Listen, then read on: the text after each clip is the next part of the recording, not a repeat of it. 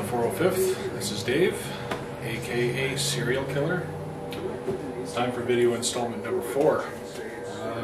As promised, chess piece. Alright, so here's what we've done. Everything's nice and dry, nice and smooth. Needs a little tweaks here and there at the end of it all, but overall, I'm happy with it. So now basically what we need to do is make this side look like that. And fear not, we're going to go step by step and explain everything as best as I can along the way. Hopefully I don't leave too much out. So yeah, first what we're going to do is get this all down to one plane. Once that's done, we're going to fill it all in, start the sanding, and there's some imperfections here. I don't know if you can see it. There's a little rib that bevels out in comparison to here. This is going to have to be cleaned up and pushed back down. I guess it was a little flare that happened while I was rounding the inside and I didn't notice it, but no big deal. We can fix that up. So we got a lot of work to do. Let's get to it. Just a simple breakdown of what we're going to be using here. You ready for how awesome and advanced and technologically superior these tools are? Watch this. Ta-da! This, ladies and gentlemen, is a rasp, for those of you who don't know what it is. It's basically just a coarse filing tool. The advantages of using a rasp is that it's perfectly flat. So you're going to maintain a plane when you file with it. Versus if you use something like a really coarse sandpaper, like a 60 grit. The problem with the sandpaper is obviously it's going to take the contour of the item that you're using to sand it with. So if you're using your hand, guess what? Keeping your hand perfectly straight, I mean, last I checked your hand is soft, not going to go over well. A good set of files is worth their weight in gold. They help you along so much with your work.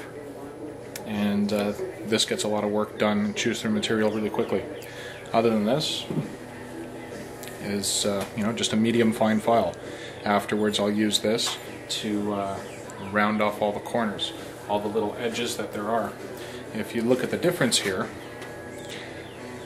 from the area that's been done, there are no sharp angles. Everything is nice and smooth. Nice smooth over round edges. Versus this side, where they're basically like, I mean, I could prick myself with this if I pushed on it hard enough. It's quite sharp. So we're going to round all these down, and we're going to use the rasp to get rid of all these pep lines. We're just going to plane them down so that we're not dealing with a huge valley. Now it's kind of difficult to see on the camera, but this is not a level surface. If you take something and come across it, see the void under there? That would be a lot of body filler to have to want to put on, right? So if we take down these edges, then you limit the amount that you're going to have to use. Now the other advantage, and this is an important one, because it saves you a lot of headaches. If you just apply Bondo directly to this, which you're free to do so, what happens is, once you go over it and you start sanding, these peaks are going to come through first. And being the fact that these lines directly beneath them is going to be our favorite thing, hot glue. And hot glue is a pain. So if you eliminate these edges, right, so when you start sanding down, you're going to come across the smooth over edge that we've flattened. And that's your indication to stop. And being that it's now a flat surface, you're not going to have to conform to this rigid shape. Right? And you'll end up with this. Nice and smooth. Nice and round. Not a pit, not a bump, not a valley. The whole point of this, I mean, I just wanted it to look like it was casted out of a single piece of steel. And I think it conveys that message pretty well. If you buy a set of files, it doesn't have to be super expensive. You can get a set of files for like 15-20 bucks at Home Depot. If you're in Canada, Canadian Tire, awesome. Make sure, if it doesn't come with, you get one of these. This is a file brush. And as you can see, I use it quite a bit since the top bristles are gone. Now basically what this is, for those of you again who don't know, files, like sandpaper, get gummed up. Ooh, wrong finger. Use that finger. Get gummed up. And you know, there's no real way to get it out of there other than taking your file brush and getting rid of all that fibrous material and all that body filler and resin and everything that's clogged in there. And then you're good as new. And this is nice and abrasive. Okay, without any further ado, let's begin. Taking our rasp. Pick a line, any line. We're going to start right here. And we're just going to grind this away until the peak becomes a smooth transition. Doesn't have to be perfect. You just get it going. Eventually you'll develop a rhythm.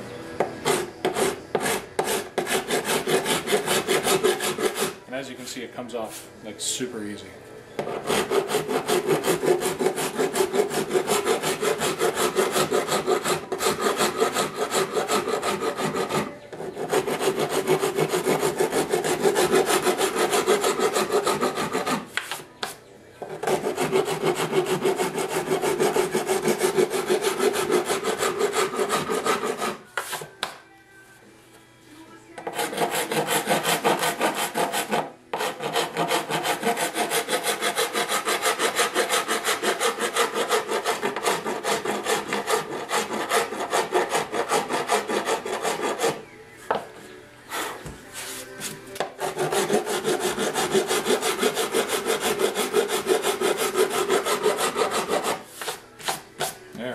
And that line is now considered done.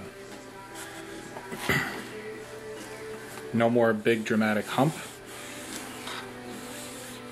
Follows through nice and smoothly. And here's a little tip, and you will see me do this later, guaranteed. Now that we've cut through, there's exposed paper, little fibers of paper coming out, as well as some hot glue. Now, in a perfect world, when we coat this, everything will be covered, and we'll never see it again. But since we don't live in a perfect world, what tends to happen is as you start sanding down, you'll see this line start reappearing as you sand. Now, what happens is all the paper fibers that stick through and show their face again, simple to deal with. All you basically have to do is just invest in some little bottles of crazy glue, and then just run a line of crazy glue over wherever there's paper exposed. The cyano acid and the glue will go in, solidify the paper, and it'll wick itself in. So then all you have to do is just do a quick little sand, because the paper will now be a solid, and it won't bother you again. Normally people don't see these paper fibers that stick out until they get a coat of primer on. And that's one of the other beautiful things about primer. It'll show all your imperfections. It'll show any of the paper that's sticking out, high spots, low spots, any little hot glue marks that you may want to go back and dig out, and then just put a little bit of spotting putty over. So now let's just continue on to the next lines. Obviously I'm not going to sit here filming while I file down all these lines, because that would be, you know, like watching paint dry. It would be so much fun. But we'll pick back up again once we're completed all the sanding, and we'll move on to the next step. All the edges have been knocked down, so we have one continuous plane. So basically, when you know you're done at this point is when you run the file across both edges, here and here, and that void is what you're left with. That is your low spot. So basically everything is going to get filled in and brought to this level here, because they all correspond now. So once we fill that in, we'll sand it all down and get a little closer to being like that. Over here I did have a bit of breakthrough, so I threw a piece of tape on and threw a little Bondo inside here, which is just about set. It's cooled down now, but breakthrough happens. It's not the end of the world. A little bit of tape and a little filler, and you're as good as new.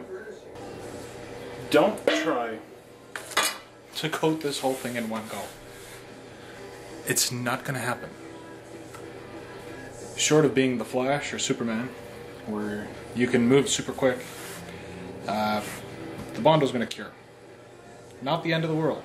If you have to do this in 2-3 coats, even 4, even if you were really slow and had to be 5, so what? It's not a race. Take our trusty playing cards, just a piece of playing card, cut in half. Then I just dip 1/2 in to the Bondo, pull out a nice scoop, drop it into my tray, and I just repeat that until I have how much I want. Now I'm the biggest advocate of never mixing more than an ounce or 2 at once of Bondo or resin. So that's how much I'll be mixing up. And I'll work systematically, going down, and ensure to cover everything. Now simultaneously, your goal is not to glob this stuff on. You know, you're just making more work for yourself in the end. The more you put on, the more you're going to have to take off. Okay, so that's how much we're dealing with.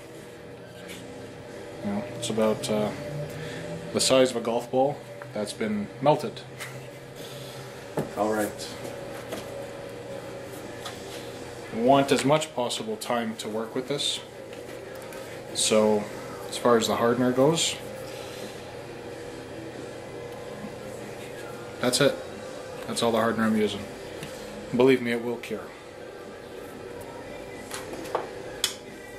Get my handy dandy chopstick and start mixing away. I use about like 1.5 inch thick scraper or Bondo applicator, whatever you want to call it, and you know, no real science, just start applying it.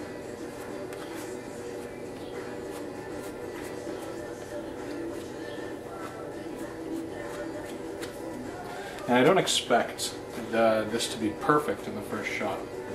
You know, you're going to have little pits and bubbles and stuff, so you can always like guarantee that this is going to be minimum 2 coats.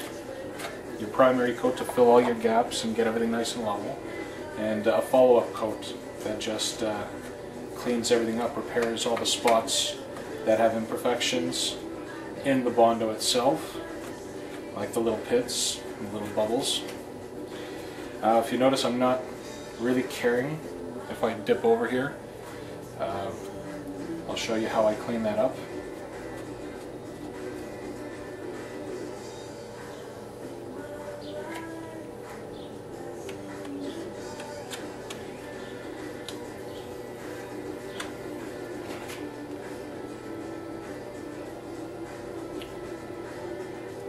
Key to moving systematically is you don't forget anything. I don't care if this Bondo starts hardening up on me right now. I'll just mix up some more and continue down. I'd rather do that than have to run back and forth, going over areas that I've done already.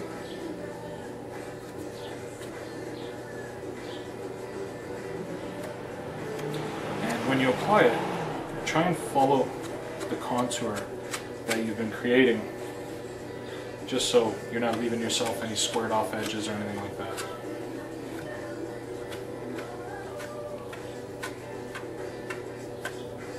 Not moving too fast, not moving too slow, and you know, just trying to keep it relatively neat. Your goal when doing this stage, when you're doing Bondo work, is to run out of material rather than it dry out. And that's the sort of thing that comes with practice. Just experiment. If you consistently have too much left over, use less. Our brains are very good at overestimating. We're genetically programmed to always overdo it. That's why my stomach looks like this. And we're starting to harden up. which is good because I'm basically out of material.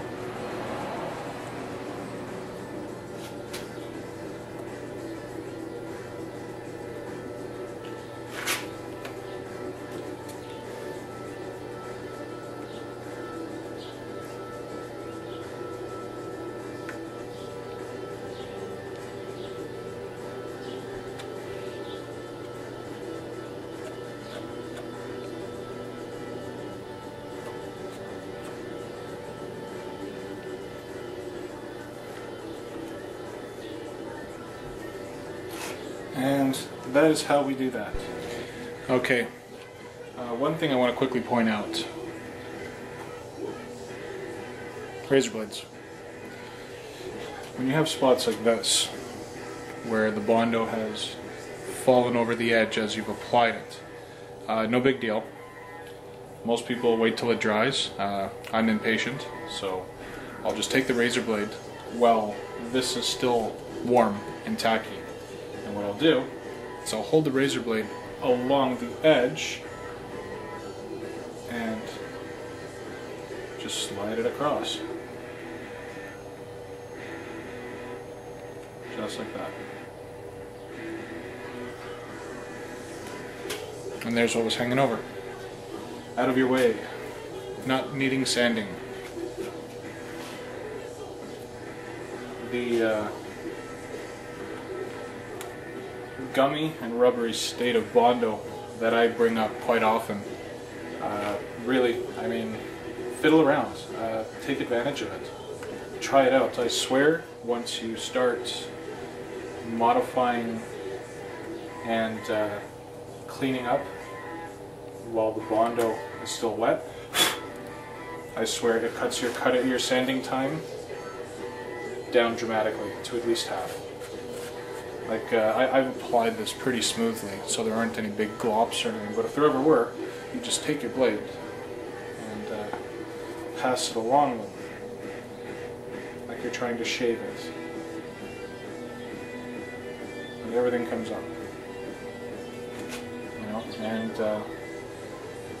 it's just about making less work for yourself. And once you get the feel for it, you'll see that you can cut a tremendous amount of work off what you're doing.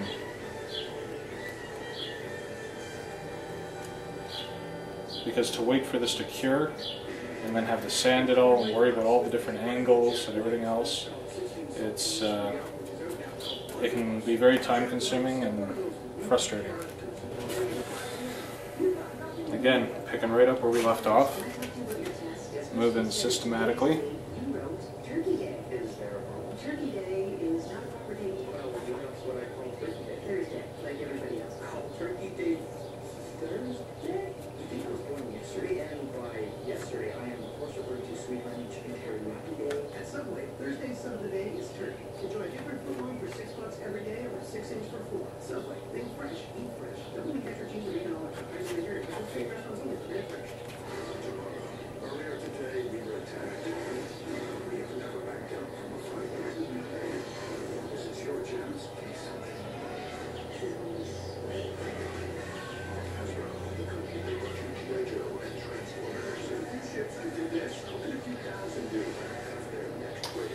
Oh yeah, Battleship.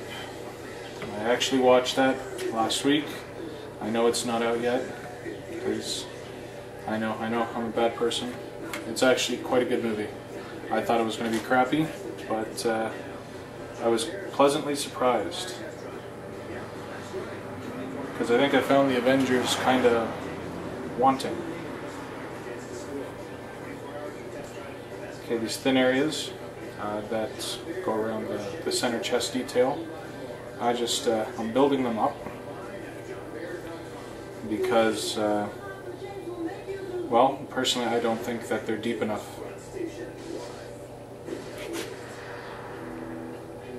So I'm just adding a bit to them, just to punch them up in height a bit.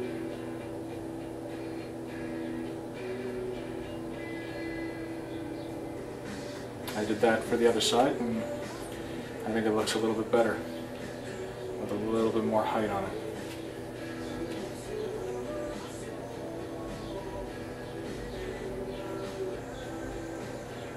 I know you might be looking and saying, wow, that's a lot of Bondo you're putting on there. A lot of it will come off.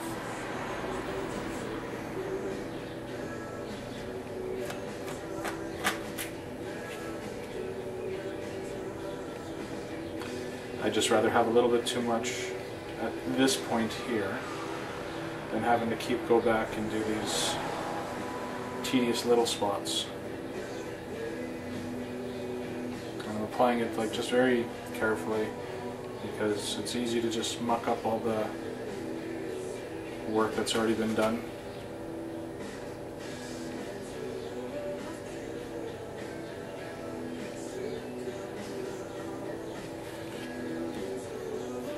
There was a little bit of a low spot that I can see right now without this having been sanded down. I just want to get that rather than have to come back to it later and wait.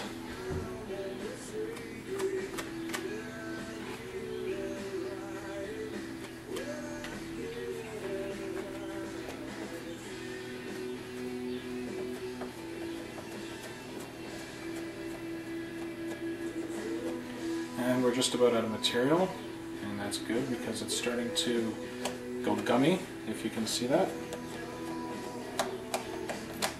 And you can still work with it when it's like this, it just requires a bit more pressure. It will cure all the same. And you'll know when it's really not usable anymore because it just it'll peel right off. The reason for this piece of tape here is another spot that I didn't notice when doing the original rondoing of the inside. I must have pushed in on it with my finger and created a little dent, but as you can see, that dent is now full and this Bondo is now done. Okay, some time has passed and everything's nice and dry, cured, and it's a nice even coating. Now I didn't do this area here just because I don't want to have Bondo all over the whole thing all at once. I've said before in the posts, work in sections, because then you're just wandering over here and then you end up coming back and going forth. Finish this, then move on here. So now what we're going to do is going to take an 8-inch random, actually this is a 6-inch random orbit sander with 120 grit sandpaper, and we're going to smooth this out and we're going to see exactly if there's any low spots that need a second coat, which I have no doubt there will be. To do this in one shot is extremely lucky. So let's get to it.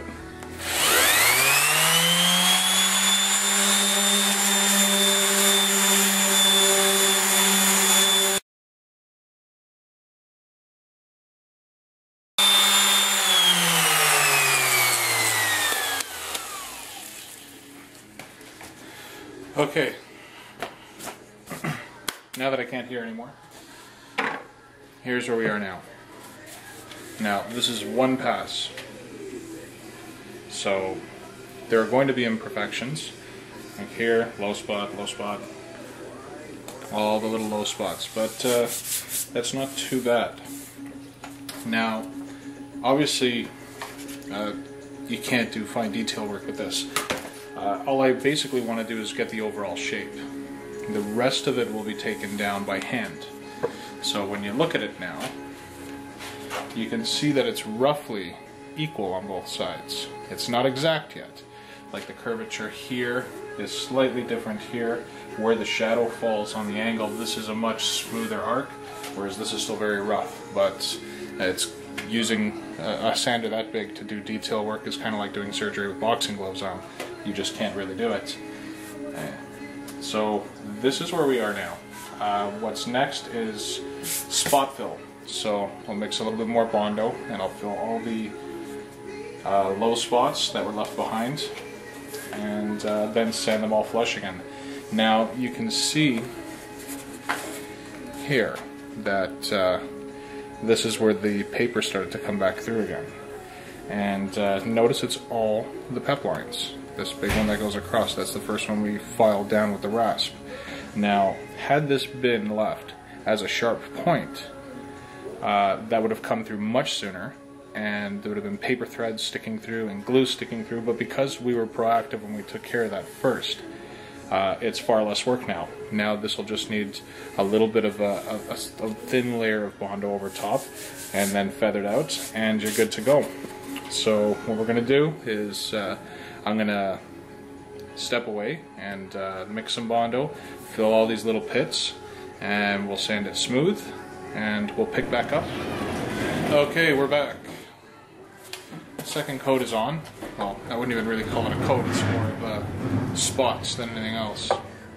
I filled in any low spots that there were. Just did some general shaping. And also did the back here. So, all said and done, not eventful. Being that it's at my favorite point, we can take advantage of all these chunks that are here, going with our razor blades, and that the Bondo is still soft.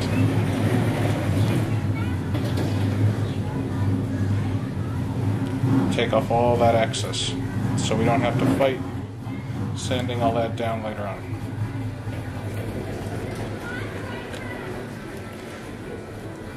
And believe me when I say it really does save time. And after you've done it for a bit, you'll just get into a rhythm, and it'll just be second nature to what you're doing.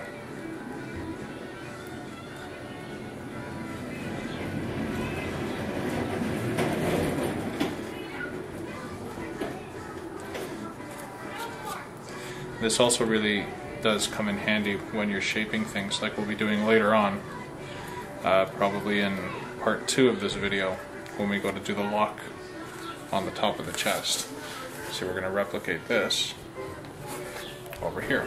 Okay, where we are now is the second coat has been applied, it's been sanded, you can see the slight color difference. The pinker, I tend to add a little bit more hardener just so there's a bit of a color variance, and I can see what I'm doing versus what I've done.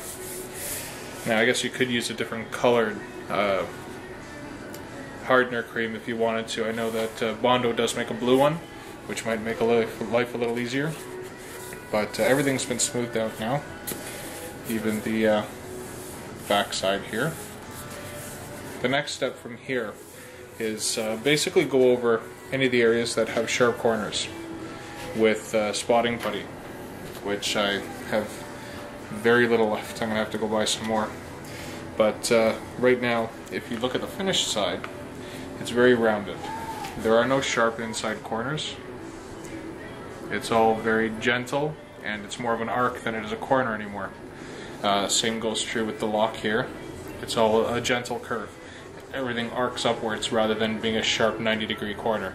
And that's the overall look I want to go for the whole piece, because like I said before, when something is actually steel or a type of metal and it's casted, it doesn't really have sharp edges on the finished side. And I don't want it to have a chiseled look, I want it to have a casted look to it. So now, what we do is we use another really sophisticated special tool to apply the spotting putty. Your finger.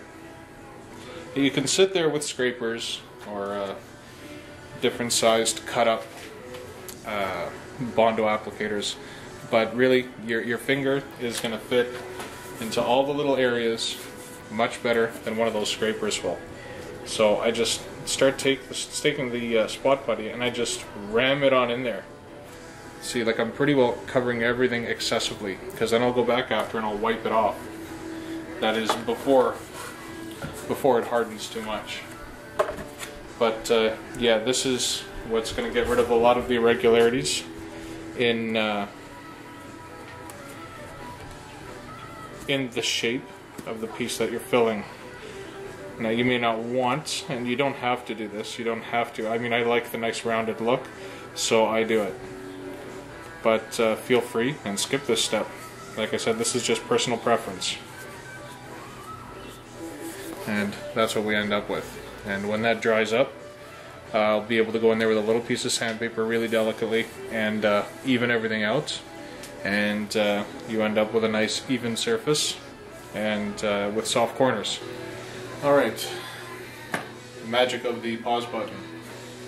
This is where we are now. Alright, done, glazed.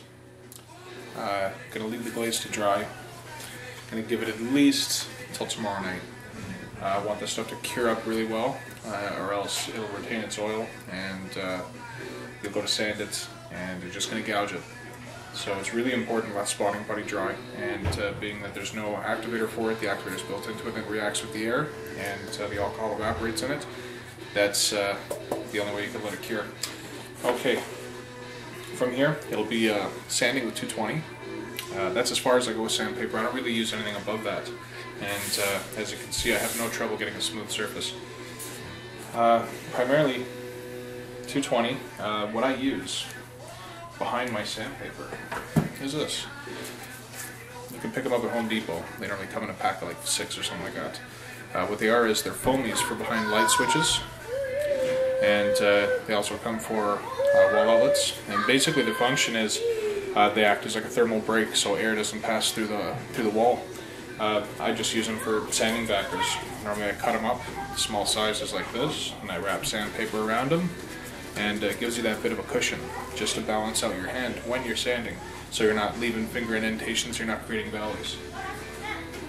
Well, beyond this, once this dries, gets sanded, after that, shot of primer. And when I say rough finish, this is rough finish once this is sanded.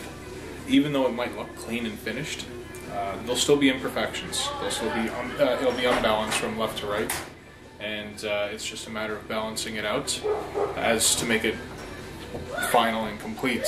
So that's where we'll hit next on another day. I don't want to make this video too long, so what I'm going to do is, this is video 4, so this will be for part 1, and then there'll be probably a part 2 and a part 3. Next is just more of the same. Whether I cover it or not, I'm not sure. Maybe I'll show the end of each step and I'll explain different important points about it, but all that's left is to finish the ribbing here and finish sanding, and then the front is basically done except for the points, which I purposely left, where the front chest reconnects to the back of the chest, which is right over here. I left those because basically what I want to do is line it up and put the mounting hardware on, and once it's mounted and back into one solid piece, that's when I'll finish the edges on both the back and the front chest. Having them joined together when you finish those last pieces gives you a nice clean finish, because you just snap it together or you strap it in, however you manage to or choose to mend the two back together and hold them in place. At that point, then you'll see what gap you're dealing with, you'll see what inconsistencies there might be, and you can balance them out as a whole, and you'll get a perfect finish at that point. So next video, we'll cover that. We'll cover finalizing the front of the chest, and we'll also cover 2 more important aspects. There's the lock that we need to repeat on this side, and one thing I'm fairly excited about is being that this build is staying true to Halo 3. We have a crap load of battle damage to do on this side of the chest too, and what we'll do is we'll cover all the different methods and techniques that I use to put the battle damage in, and hopefully someone learns something. But for now, I guess that's enough. Thanks everyone for watching. This is Dave, aka Serial Killer from the 405th, signing off. Take care everybody.